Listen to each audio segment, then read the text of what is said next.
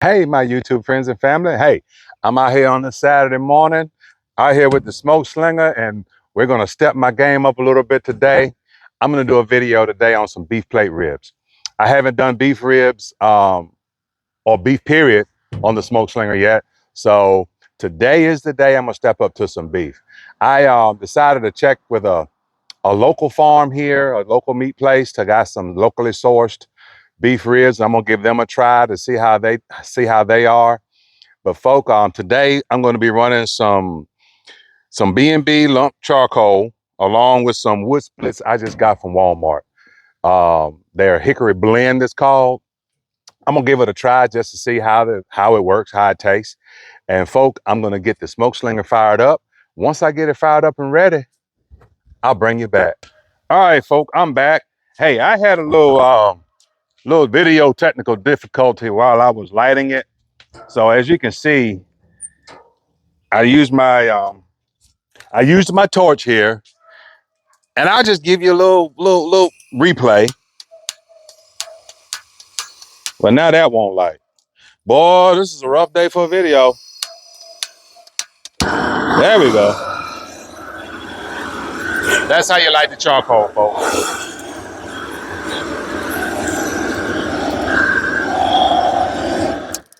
And there you are. There's that. You know, some people might edit this out, but you know what? I'm not. I'm gonna let you see. This is what happens sometimes when you're cooking. Things happen. Slide that in. I got the lid open. And now I'm gonna go inside and I'm gonna get these ribs prepped. Once I get the ribs prepped, letting the SmokeSlinger come up to temperature, I'll bring you back. All right, folk, here I am. I'm inside now. I got these beef plate ribs that I got from a meat place here near Lewisburg, Tennessee called Brick Church Meat and More. So we're gonna get these opened up. Of course, you know, getting a locally sourced, the racks might not be that big, but it should be better quality. So I'm gonna get these on out of this wrapper. Mm-hmm.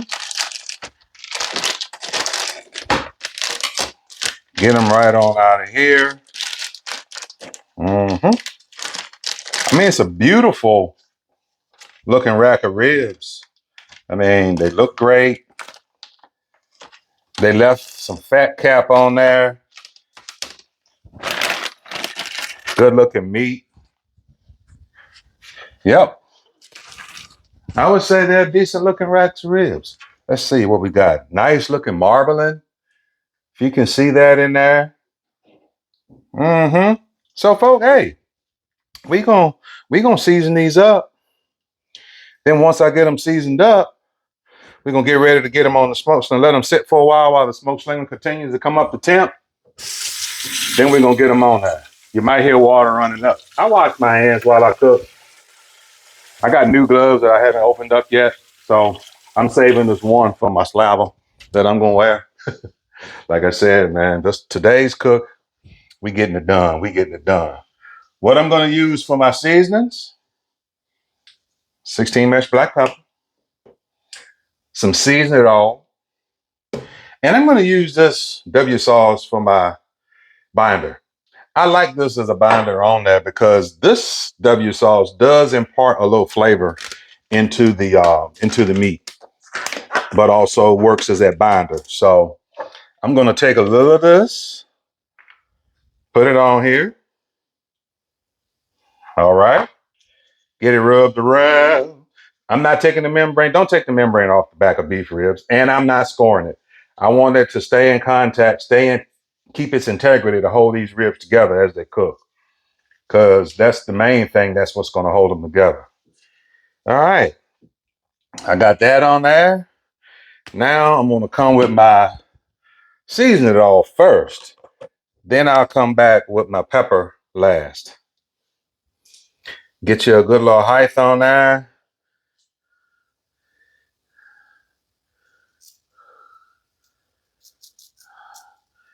Get a nice coating on here. Mm-hmm. There we are with that.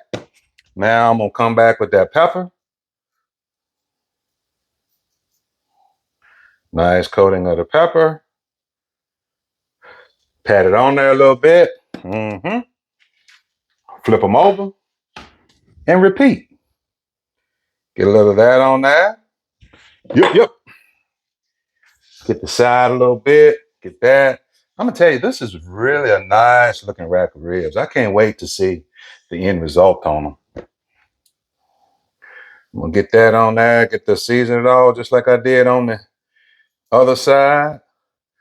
Might go a little bit more liberal on this side because this is gonna be our presentation side and our beautiful bark side. Yeah, bark.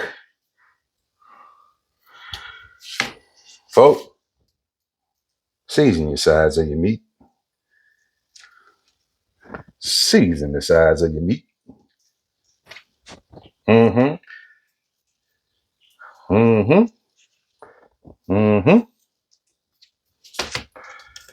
Now, I'm gonna come back with my pepper, get a nice coating on that. Got a nice coating. Again, season your sides of your meat.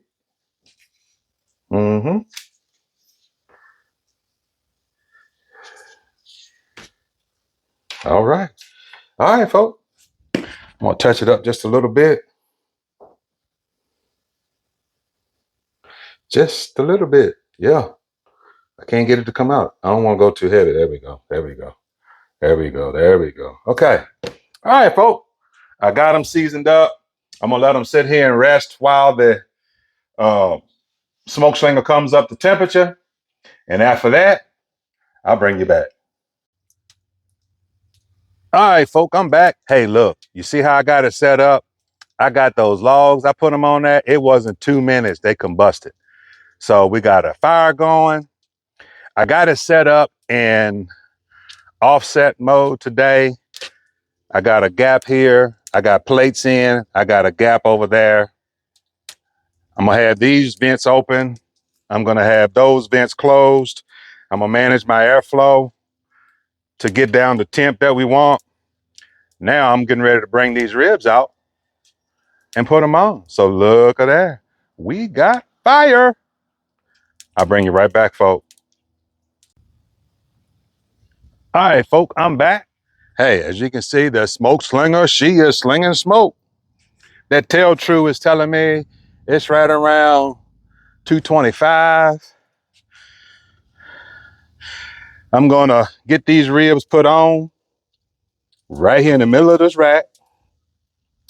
Now I'm gonna get it shut down so they can go to work. So folks,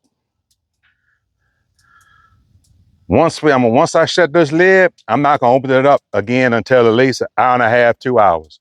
So folks, when I get to that point, I'll bring you back. Let's take a look. Ooh. Beautiful, folks.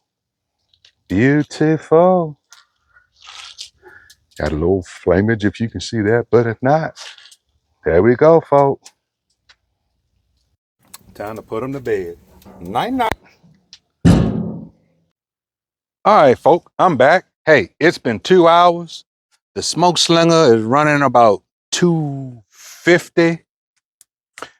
I haven't looked at these ribs. We're gonna take a look. Oh boy. Oh, look at those ribs. Don't they look good? They coming along nicely. Ooh, they coming along nicely, folks. Yeah, that's what I'm talking about. We're gonna let them keep going. We're gonna let them keep going just like they are. Yes. What I'm gonna do, I'm gonna stoke my fire a little bit, see what I got going on my fire.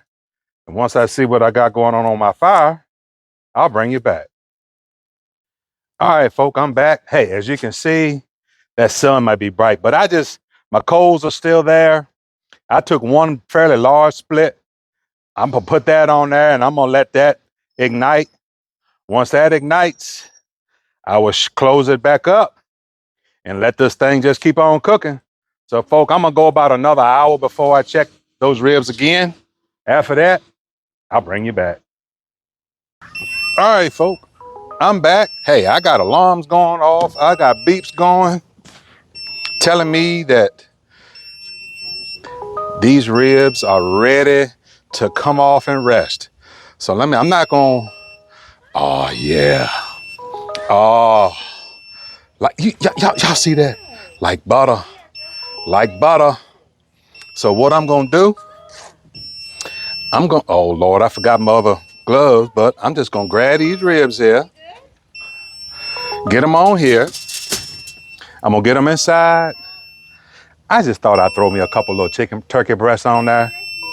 Who knows, since I had fire going, but we're about these beef ribs. So what I'm gonna do, I'm gonna take them inside. I'm gonna put some beef tallow on top, and I'm gonna just let them rest in this foil for at least 2 hours. So folks, when we do that, I'll bring you back. All right, folks, I'm back. I got these bad boys on this tray and the 2 layers of foil, and what I'm gonna do now is I'm gonna pour this liquid gold right over this beef tallow, right over the top. Let me bag it up a little bit. Yes, indeed. I'm gonna pour that right over the top, just like that, folks. Get every drop. Then I'm gonna wrap them up and let them rest, just like this, about an hour and a half, 2 hours, or until I just can't take it no more.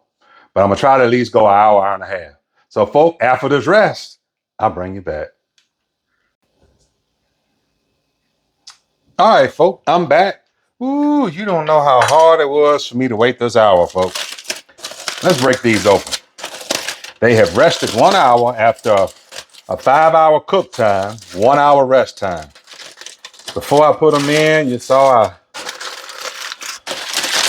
got that tallow on them. I'm gonna get them off us here, set them on this tray. Then I'm gonna pour this good on top. If you can see that, I don't know, my arm might be in the way. There we go. How about that? Yeah, pour that all right on top.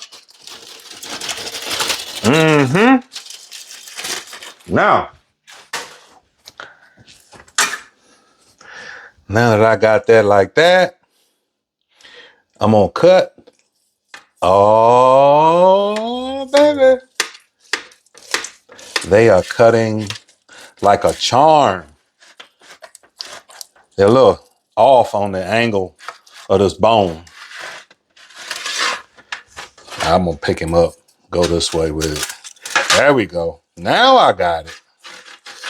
Oh, please. Well, that came apart. That's just how tender it is. Got that off. Folks, look at that beef rib. Can you see that? All that juice that's in there, they look amazing. Now what I'm gonna do, I'm gonna get me another piece cut off. After I get this piece cut off, I'm gonna get situated to get me a bite. Once I do that, I'll bring you back. All right, folks. Hey, I'm back. Look, I don't know if y'all can see this, but man, this turned out to be an amazing set of beef plate ribs. And I'm gonna give this a try. So let's see what we got. It's not soft. It was just sliding apart. I couldn't hold on to it. But folks, the flavor. I can tell that this is a locally raised beef. Delicious beef flavor. The texture of the meat is amazing. The fat render is amazing. The SmokeSlinger did it again, folks. 5-hour cook time on offset mode. Ran between 250 275 the whole cook. Using B&B lump charcoal with that hickory blend wood from Walmart. Not overpowered smoke at all. Great for the smoke flavor though. The seasoning, of course, black pepper, and season it all. And that W sauce binder created amazing flavor. So, folks, let me tell you, I appreciate you following. I appreciate you watching, keeping up with this channel while we continue to grow it. Also, SmokeSlinger, You can't go wrong with that SmokeSlinger. Whether you got size for a mini or a full size, either one, you cannot go wrong. You will produce some quality meat. So, folk, again, thank you for subscribing. Hit that thumbs up, hit that like, hit that share, so YouTube can get my content out to more people, so we can continue to grow. And I always say, keep on cooking.